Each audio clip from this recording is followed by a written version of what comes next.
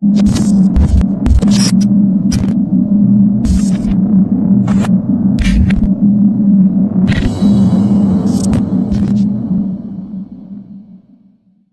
mga pinakamainit na Pinay Bold Star ay sumikat noong 1990s. Sino ang makakalimot sa mga Pilipina Bold Star na gaya ni Rosana Roses, Ara Mina at Joyce Jimenez? Ilan lamang sila sa mga Pinay Bold Star na nagpainit sa mga kalalakihan ng panahon ng dekada 90. Ating muling balikan at ating kilalanin maiksing kwento ng kanilang naging buhay. Sila ang ating kwentong sikat sa video na ito. Kung hilig mo ang mga ganitong klase mga video ay huwag kalimutan mag-subscribe at i-click na rin ang notification bell para lagi kang updated sa sunod ko pang mga video. Kaya simulan na natin. Cristina Gonzalez. Si Cristina Gonzalez o mas kilala bilang Kring Kring ay nagbida sa mga pelikulang gaya ng Sophia's Laughter. Ikinasal siya sa pinsan ni Bongbong Marcos at siya ang bagong halal ng alkalde ng Tacloban, Leyte. Joyce Jimenez. Minsan pinangalanan bilang Pantasya ng Bayan nung siya ay isang Pilipina Bold Star. Si Joyce Jimenez ay nangunguna sa tuktok na listahan ng mga bituin sa kanyang mga pelikulang Balahibong Pusa at Scorpio Nights 2. Siya ngayon ay maligaya at kasal na at mapagmahal na ina sa kanyang mga anak. Ana Capri.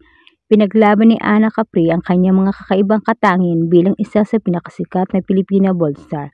Nagbida siya sa mga pelikulang Pila Balde at Hugot. Nagpapatuloy pa rin siya sa kanyang karera bilang isang artista at nagsasagawa ng mga minor de edad na papel sa mga teleserye. Ina Raimundo.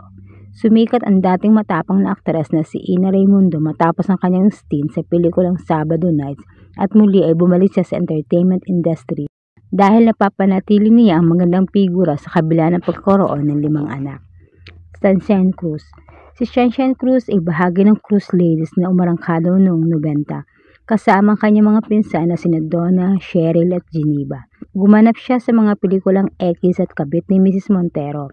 Nagpakasal siya sa aktor na si Cesar Montano, ngunit pinawalang bisa ang kanilang kasal noong 2013 matapos umano ang panloloko ni Cesar sa starlet na si Krista Miller. Ara Mina.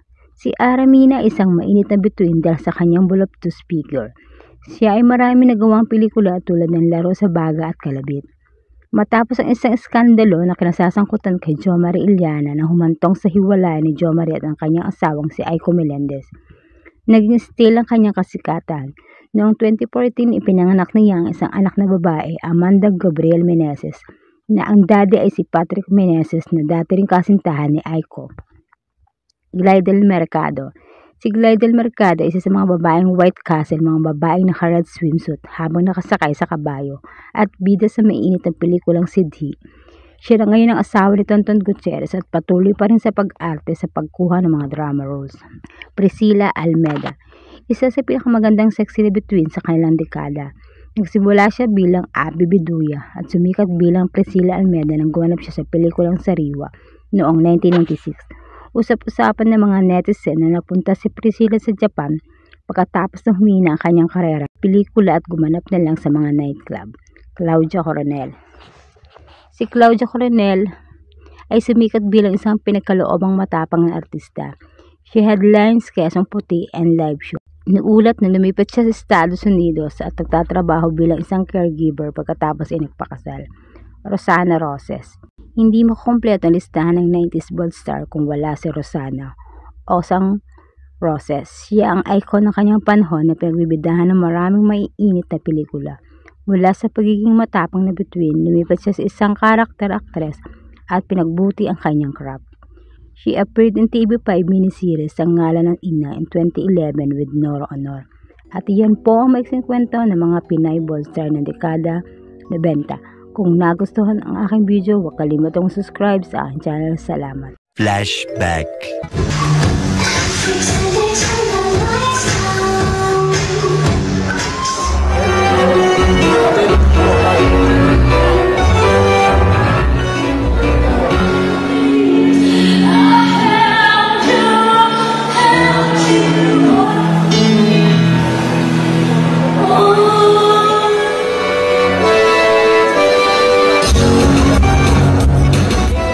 Si Palmolive Palma na hindi siya mumurahing babae. Wala na lang ako.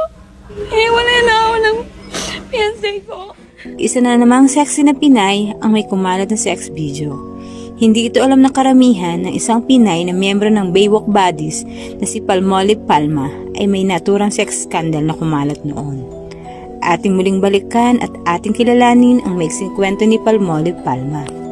Kung hilig mo ang mga ganitong klaseng mga video ay huwag kalimutan mag-subscribe at i-click na rin ang notification bell para lagi kayong updated sa susunod ko pang mga video. Kaya simulan na natin.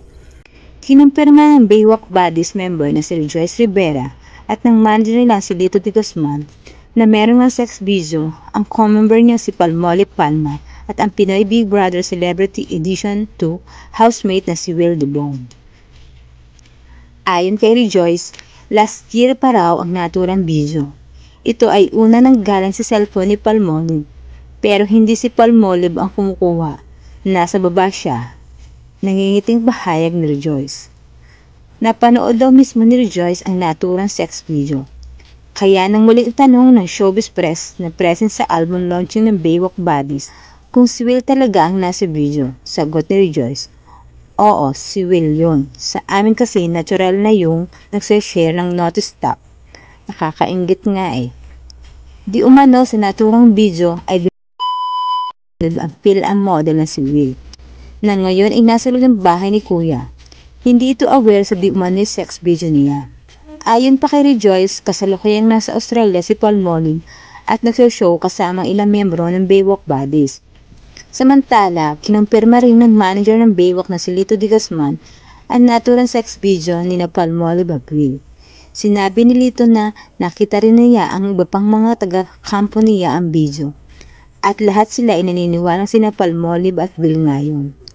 Kinuwento ni Lito nung bagong dating pa lang si Will dito, hindi pa man siya commercial model o nag-aartista, nagkakilala sila, yun na nga naganap ang lahat. Si Will ang kumuha ng video, ewan kung paano na-convince ang alaga ko, pero nangyari na nga yun. Tapos nawala ni Palmolive yung cellphone niya, nawala sa Subic. Kaya nagulat ako nang makakuha kami ng kopya. Siguro nakita nung nakapulot ng cellphone. Nakausap na rin daw ni Lito si Palmolive tungkol sa naturang sex video na ni Will. Ayon sa Baywalk Buddies manager, nalaman niya yung tungkol sa issue. Pero tahimik lang siya. Ayaw na niyang pag-usapan yan dahil matagal na nga. Basta ang alam ko sa ngayon, tahimik lang siya. May Japanese boyfriend kasi siya, baka makasira yan sa relasyon nila. Kung ako ang tatanungin, mas mabuti rin na manahimik na lang siya. At iyan ang maiksing kwento kay Palmolive Palma. Kung nagustuhan ang aking video, huwag kalimutan mag-subscribe sa aking channel. Salamat!